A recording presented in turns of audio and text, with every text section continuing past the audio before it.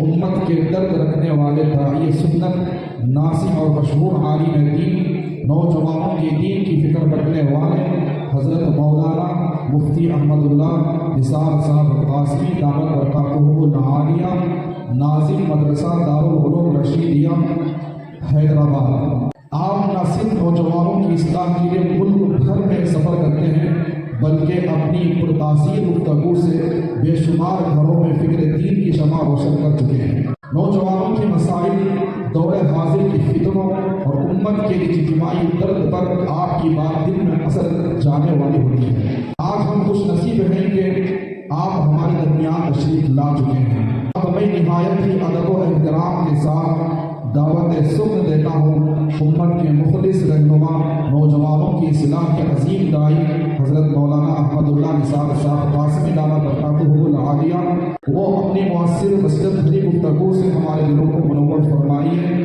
میں حضرت والا کو درخواست کرتا ہوں کہ اس جلسے کے لیے آغاز کریں۔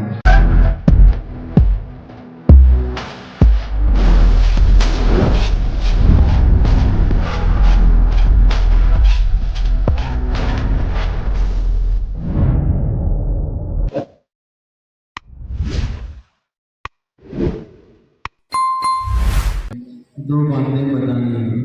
پہلی بات یہ بتانی ہے کہ جو مرد حضرات ہیں، نوجوان لڑکے ہیں، بالغ حضرات ہیں، ان سب کو بھی اپنے ایمان کی حفاظت کی فکر کرنی چاہیے۔ حفاظت ایمان اس زمانے کا سب سے بڑا مسئلہ ہے۔ اپنی زمین چلی جائے، اپنی جائیداد چلی جائے، اپنا گھر چلا جائے، اپنی جان چلی جائے، یہ سب معمولی نقصان ہے۔ ایمان چلا جائے تو یہ سب سے بڑا نقصان ہے۔ تو اپنے ایمان کی حفاظت کی فکر اس زمانے میں صحابہ کرام کی زندگیوں سے سمجھتے ہوئے نوجوانوں کو بھی غلط راستوں پر، غلط ذہنیت کے ساتھ، گمراہ فرقوں کے ساتھ اپنا وقت بتانا یا ان کی ذہنیت کو اپنانا، اس سے بچنا چاہیے۔ دوسری بات جو عرض کرنی ہے، ہماری مسلمان بیٹیاں جو اسکول کالج پڑھتی ہیں، یونیورسٹی جاتی ہیں، ڈگریاں کرتی ہیں، ان مسلمان بیٹیوں کی ایمان کی بھی حفاظت ہو، عزت کی بھی حفاظت ہو۔ یہ واقعات جو آئے دن سنے جا رہے ہیں کہ فلاں گھر کی مسلمان بیٹی فلاں غیر کے ساتھ چلی گئی، فلاں شہر سے، فلاں گاؤں سے فلاں مسلمان لڑکی کسی عیسائی لڑکے کے ساتھ چلی گئی، کسی غیر مسلم لڑکے کے ساتھ چلی گئی، کسی دلت بھیڑ اور چمار کے ساتھ چلی گئی۔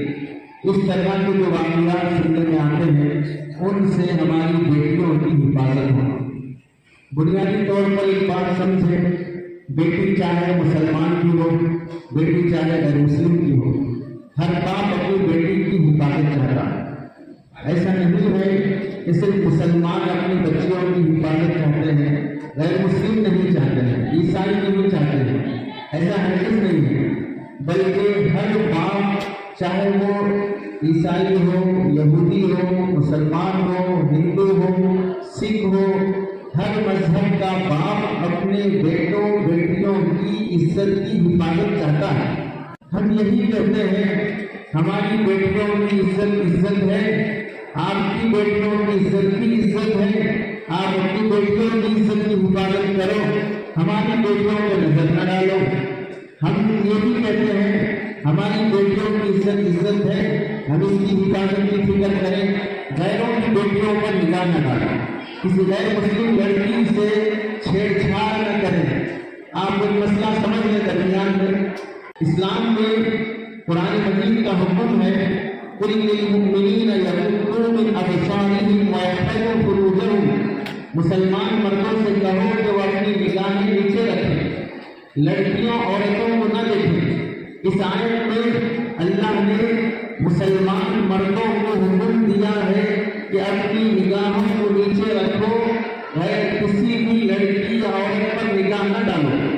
اب وہ لڑکی، وہ عورت مسلمان ہو، غیر مسلم ہو، عیسائی ہو، یہودی ہو، کسی بھی مذہب کی عورت ہو، مسلمان کو جائز نہیں ہے کہ کسی بھی عورت پر نگاہ ڈالے۔ اس میں کیا سبق ملا ہم مسلمان ہیں، اسلام کو فالو کرتے ہیں، اس کا مطلب یہ ہوا ہمارے نزدیک مسلمان لڑکی کی بھی عزت ہے، غیر مسلم لڑکی کی بھی عزت ہے، عیسائی لڑکی کی بھی عزت ہے۔ تبھی اسلام حکم دے رہا ہے کہ تم نکاح نیچے رکھو، کسی مذہب کی عورت کو مت دیکھو۔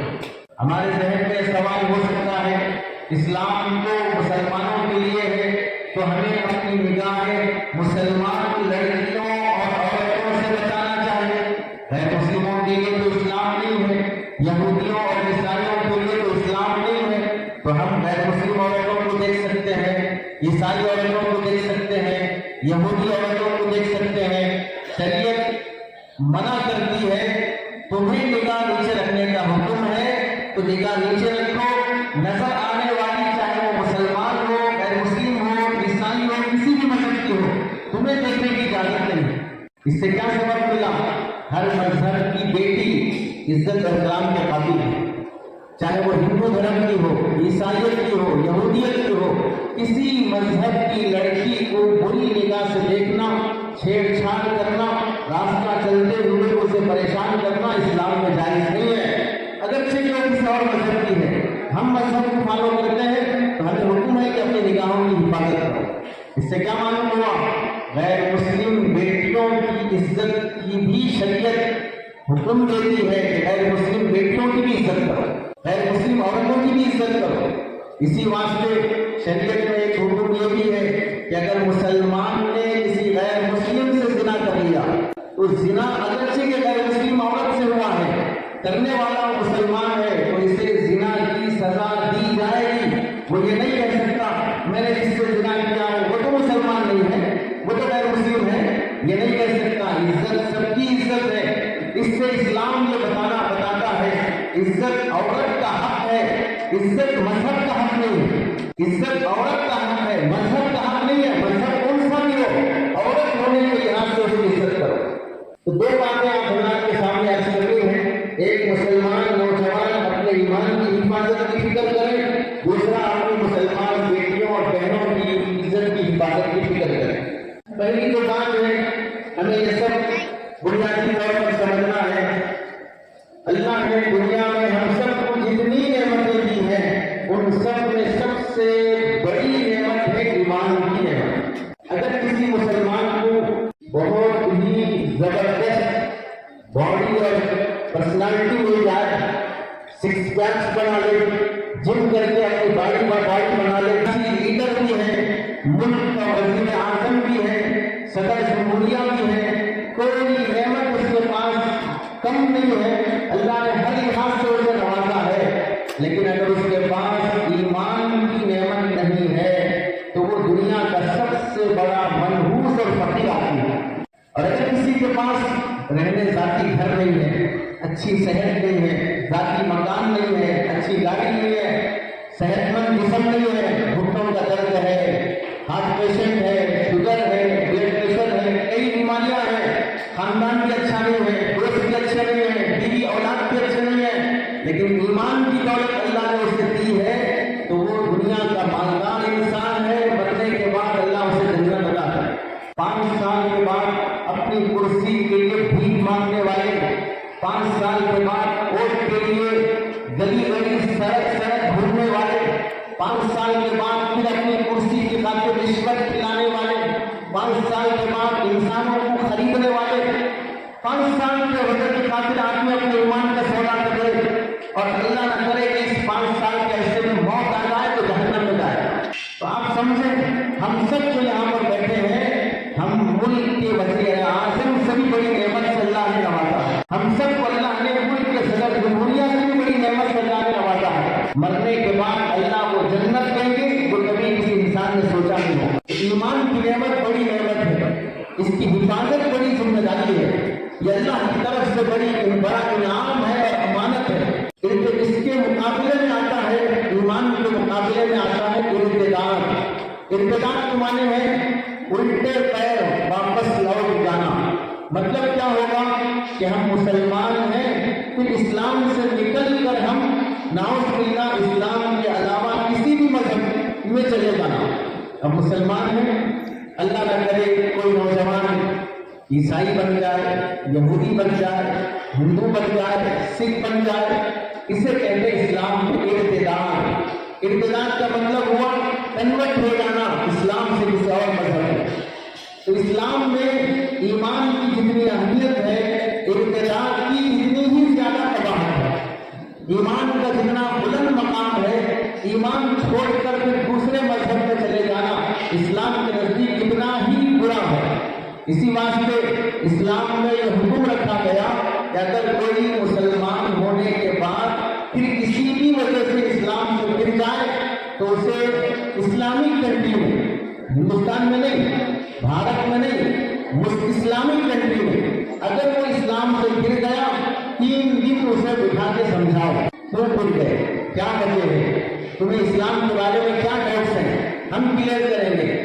سمجھ گیا، واپس آ گیا، ٹھیک ہے، اگر نہیں سمجھا، واپس نہیں آیا تو اسلام حکم دیتا ہے کہ مسلم بادشاہ اپنی نگرانی میں اس کا سر اڑا کر اس کو اس ناپاک دنیا سے ختم کرے۔ اس سے کیا معلوم ہوا کہ آنے کے بعد واپس چلے جانا یہ معمولی جرم نہیں ہے، آنے کے بعد واپس چلے جانا معمولی جرم نہیں ہے۔ اللہ ہم سب کے مالک اور راضی ہے، اس کا کلمہ پڑھنے کے بعد پھر اس کے کلمے کو چھوڑ دینا گویا کہ اللہ کی عزت ہے۔ جو خدا کا باقی ہے اس کے لیے بھی یہی حکم ہوگا کہ اللہ کو چھوڑ کر کسی اور جگہ چلا گیا تو پھر اللہ کی دھرتی پر جینے کا کوئی حق نہیں۔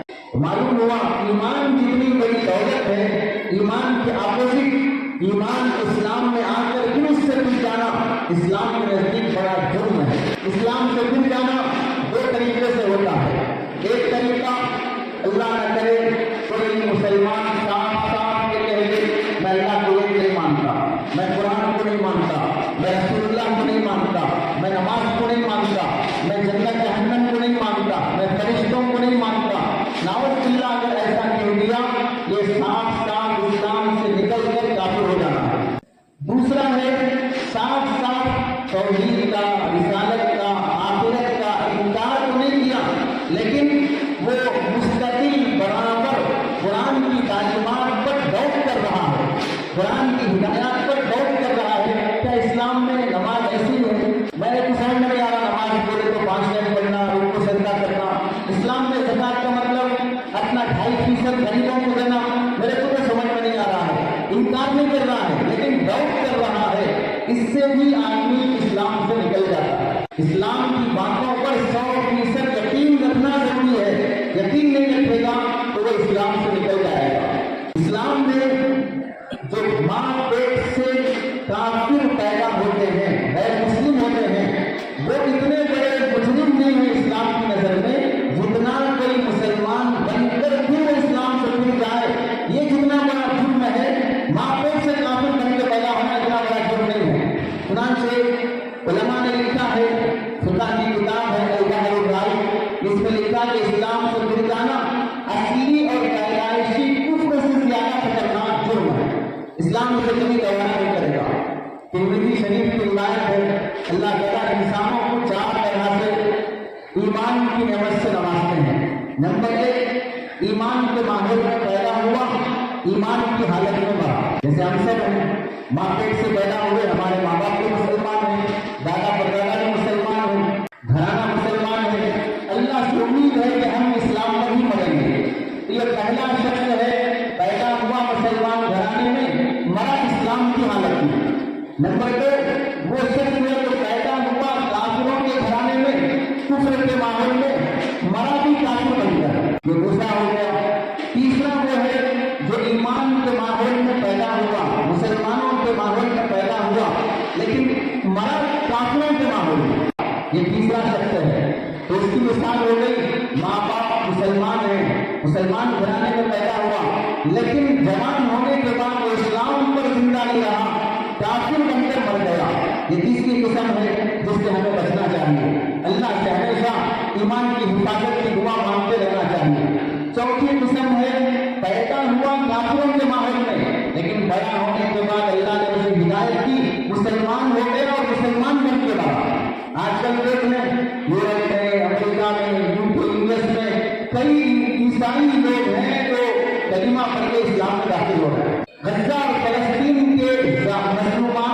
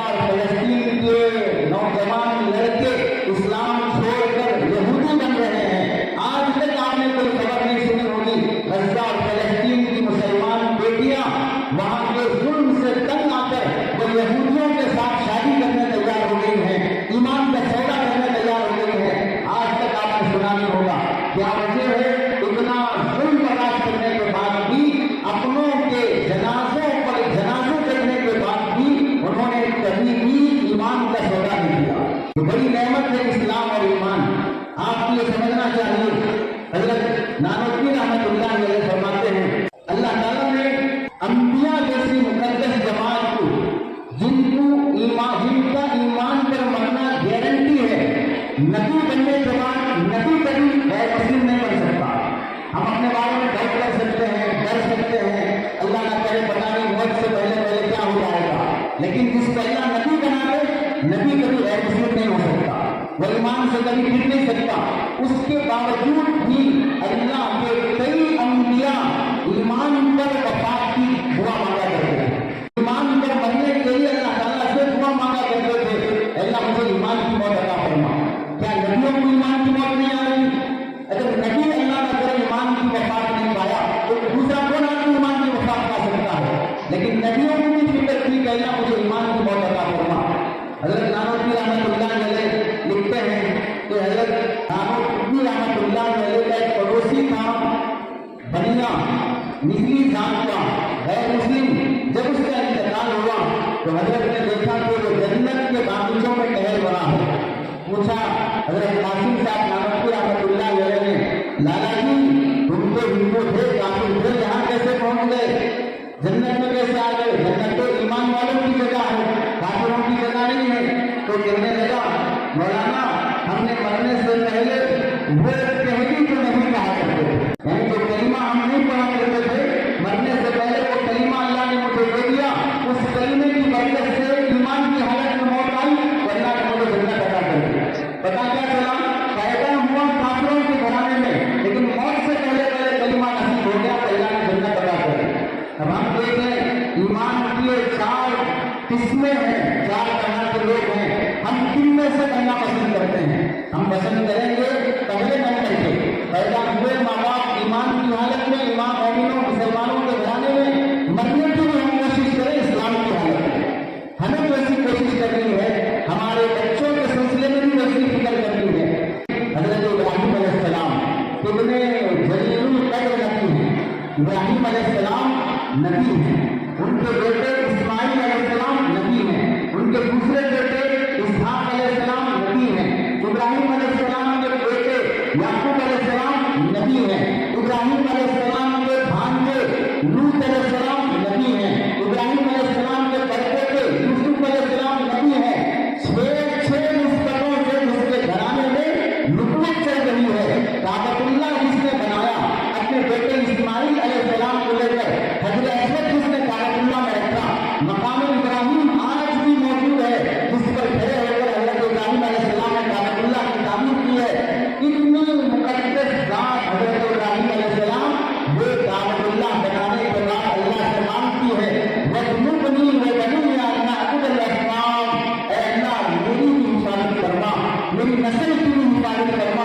आप अंदाजा करें जिसके घराने में 6 निस्बतों से नबी है, तो अगर पूजा कर सकते हैं वो काफी हो सकते हैं, लेकिन अल्लाह से मांग रहे हैं कि अल्लाह मुझे भी कुफ्र से बचा, मेरी औलाद को भी कुफ्र से बचा। इससे क्या मालूम हुआ? ईमान इतनी बड़ी अहमियत है, इब्राहिम अलैहिस्सलाम जैसे नबी भी उसकी हिफाजत के लिए दुआ मांग रहे हैं। आगे चले हजरत याकूब अलैहिस्सलाम, जो इब्राहिम अलैहिस्सलाम के बेटे हैं, इसहाक अलैहिस्सलाम के बेटे हैं। याकूब अलैहिस्सलाम अपनी वफात के वक्त अपने 12 बच्चों को जमा करके, जिनमें यूसुफ अलैहिस्सलाम जैसे नबी भी हैं, उनसे पूछ रहे हैं हम कुंतुम शुहदा इज़ हज़र याकूब अल-मौत। अल्लाह फरमाते हैं याकूब अलैहिस्सलाम की वफात का जब वक्त आया तो उन्होंने क्या किया तुम्हें मालूम है? अपने बच्चों से पूछा मेरे दुनिया से जाने के बाद तुम कौन से दिन पर जिंदा रहोगे, किस खुदा की तुम इबादत करोगे? आप अंदाजा करो कि याकूब अलैहिस्सलाम अपने बेटों में यूसुफ अलैहिस्सलाम भी हैं, उनसे भी पूछ रहे हैं कि मेरे जाने के बाद तुम किस खुदा की इबादत करोगे?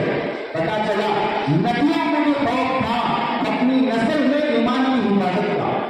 इससे यह सबक मिलता है अंबिया की इस फिक्र से अल्लाह उम्मत को बताना चाहते हैं जब नबियों ने ईमान की हिफाजत की दुआ मांगी है तो तुम क्या हैसियत से हो? तुम्हारे खानदान में कोई नबी गुजरा है, तुम नबी हो, तुम्हारी औलाद में कोई नबी है, तुम्हारे बाप दादा में कोई नबी है, तो तुम्हारी नस्ल में बुजुर्ग और वली बनना भी नसीब नहीं है, सहाबी बनना नसीब नहीं है, आलिम हाफिज बनना नसीब नहीं है, नबियों की नस्ल से तो फिर वो ईमान के लिए परेशान और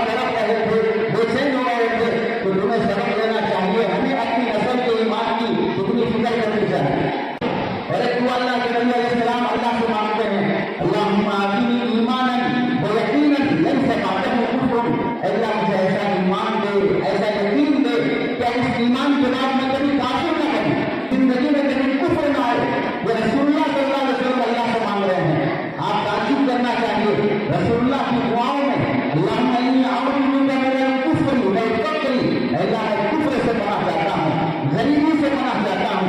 अल्लाहुम्मा इन्नी अऊज़ु बिका मिन अज़ाबिल क़ब्र, अल्लाह मैं कब्र के अज़ाब से पनाह चाहता हूँ।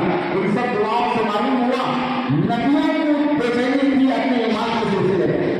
जिन नबियों को मुतमईन होना था, अल्लाह जब नबी बना दिया है अब कभी ईमान नहीं छीनेगा, नबूवत नहीं छीनेगा तो ईमान कहाँ से छीनेगा।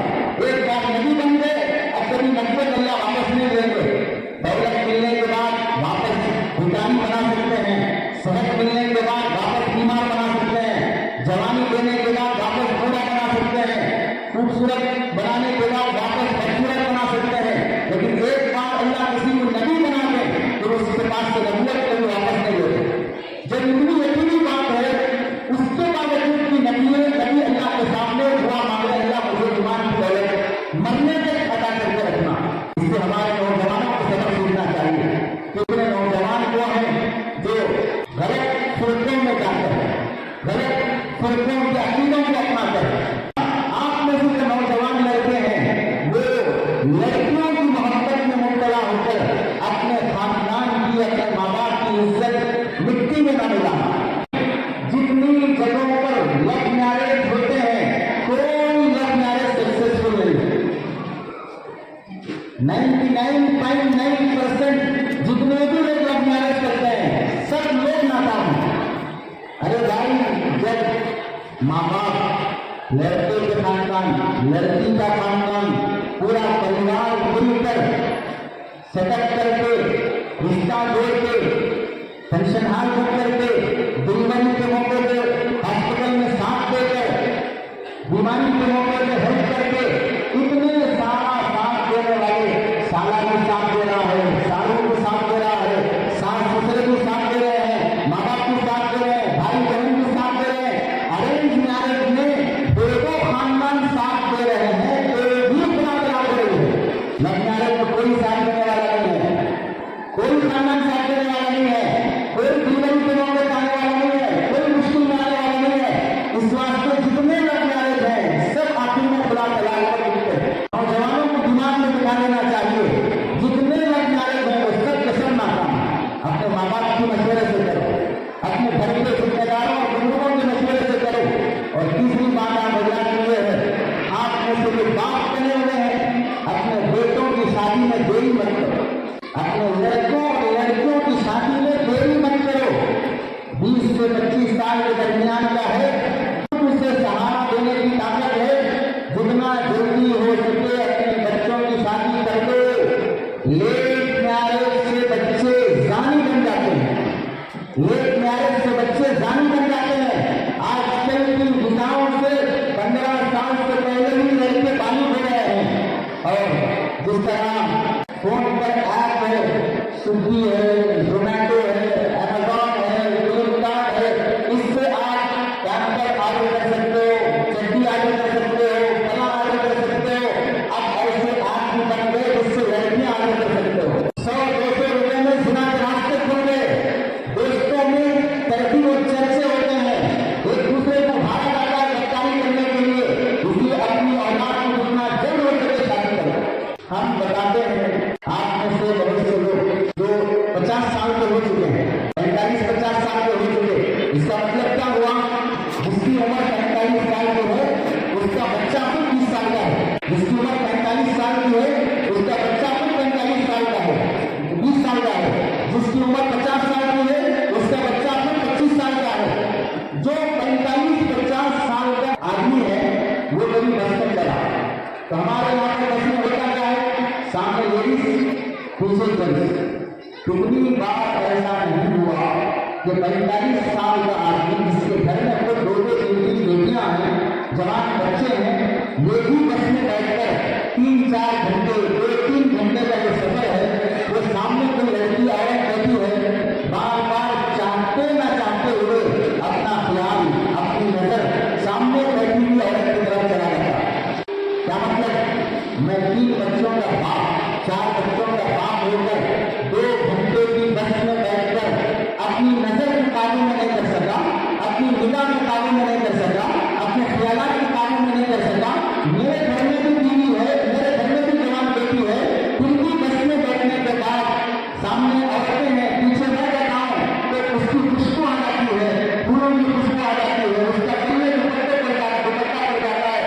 नीयत गुजर जाती है, प्लान गुजर जाता है। मैं बाप होकर खुद को कंट्रोल नहीं कर सका। 20-25 साल के नौजवान को कॉलेज भेजकर बाकी लड़की बैठी, उधर भी लड़की बैठी, सामने भी लड़की बैठी, अब अपने बेटे से जवाब देना, अपने नजर की हिफाजत करना, अपने ख्याल की हिफाजत करना। तुम बाप होकर 10वें ख्याल का अपना हिफाजत नहीं कर सकते, बेटे को कॉलेज जाकर नजर की हिफाजत की बात कर रहे हो। बाप जैसा तो बेटा कैसा निकलेगा? बाप कंट्रोल नहीं कर सकता अपने पर। ये बात अगर गलत है तो फिर इसकी उल्टी मिसाल है। क्या हम में से कोई है कि बस में बैठने के बाद सामने औरत है, मैं मुसलमान हूँ, निकाहों की हिफाजत करना है, इस बात के बस चढ़ते ही आंखों बंद कर लिया, जेब से तस्वीर निकाल लिया, सुभान अल्लाह, अस्तगफिरुल्लाह, ला हौला वला कुव्वता, सामने कौन है, दूसरा नहीं है, कंडक्टर कौन आ रहा, दूसरा नहीं है, और पैसा देकर आंखें बंद करके अपना गाँव आने तक खामोश बैठा हुआ है। ऐसा कोई सूफी दिखा आज तक बस में बैठा हुआ? पता क्या चला? हम बस में अपने आप को कंट्रोल नहीं कर सकते। हमारी नौजवान नस्ल को कॉलेजों में छोड़कर, बेटियों को कॉलेजों में छोड़कर, बच्चे 25 साल के, बेटियां 23 साल की, 24 साल की, वो को एजुकेशन सिस्टम में आजू बाजू बैठकर कर रही है, और उनसे हम कहें कि बेटियों अपनी इज्जत की हिफाजत करो। ये आजमाइश नहीं है, ये बच्चे और बच्चियों के इम्तिहान नहीं है। इस वास्ते अपने बच्चों को